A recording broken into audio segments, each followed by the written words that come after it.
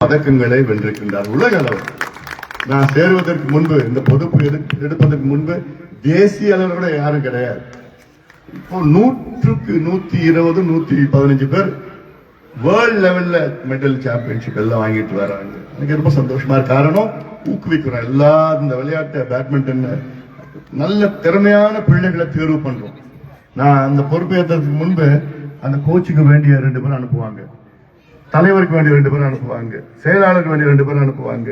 அப்படி வேண்டிய அமைச்சு நமக்கு தகுதியானவர்கள் இல்லை. நான் வந்த உடனே ஒரு டோர்னமெண்ட் சாஃப்ட்வேர் ஒன்று இருக்கு. அந்த டோர்னமெண்ட் சாஃப்ட்வேர்னா யாரு ஜெயிக்கிறாங்களோ அவங்க பேர் இருக்கும், ஆன்லைன்ல கம்ப்யூட்டர்ல இருக்கும். அது என்னால நினைச்சாலும் மாற்ற முடியாது. Transparent system. அது யாரு தகுதியோ அவங்க தான் அடுத்து 1 2 run ranking, second third fourth ranking அவங்க மட்டும்தான் போக முடியும். இந்த மாற்றங்கள்லாம் கொண்டு வந்ததுக்கு பிறகு இன்னைக்கு அவ்வளவு பேர் போயிட்டு இருக்காங்க. முதல் முறையா தாமஸ் கப்னு இருக்கு, ஊபர் கப் தாமஸ் கப்னு இருக்கு பேட்மிண்டன். அது உலக அளவில் மிகப்பெரிய டென்னிஸ்ல விம்பிள்டன் மாதிரி பேட்மிண்டன்ல முதல் முறையா இந்தியாவில், அதாவது 75 ஆண்டுகள் 78 ஆண்டுகள் சுதந்திரம் இந்தியாவில் முதல் முறையாக இப்போ இந்த வருஷம் இந்தியா 2 முறை மெடல் வாங்கியிருக்கு. ஆனா தமிழ்நாட்டில் முதல் முறையா ஹரிஹரன் சொல்லிட்டு ஒரு பிரான்ஸ் மெடல் இந்த வருஷம் வாங்கியிருக்கிறாங்க. அதனால மிகப்பெரிய எனக்கு அது பெருமையா இருக்கு. ஏன்னா இந்த விளையாட்டு இங்க வந்து பார்த்தீங்கன்னா எனக்கு ரொம்ப சந்தோஷம் பா மகேந்திரன். ஏன்னா 4 கோட்டு என்ன போயிட்டு நான் ஒன்று செய்யறேன், டோர்னமெண்ட்லாம் இங்க நடத்துறேன். அதை நீ தான் ஸ்பான்சர் பண்ண.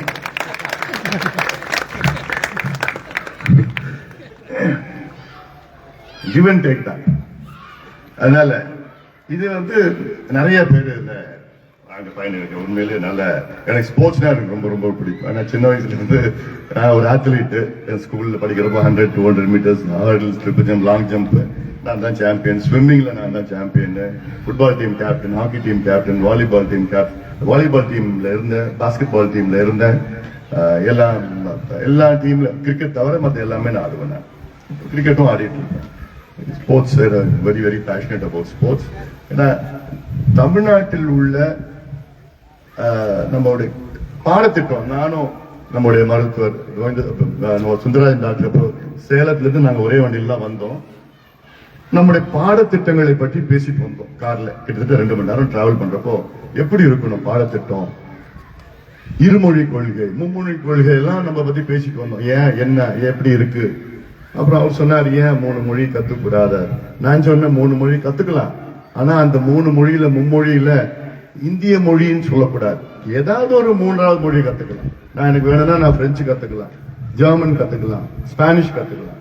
ஆனா இப்ப இருக்கிற கொள்கையில நீ இந்திய மொழி 3வது மொழி கத்துக்கணும் அப்படின்னு சொல்றது தப்பானது ஒரு கொள்கை முடிவு. இப்பெல்லாம் பேசிட்டு வந்தோம், நேரத்தில் பேசிட்டோம்.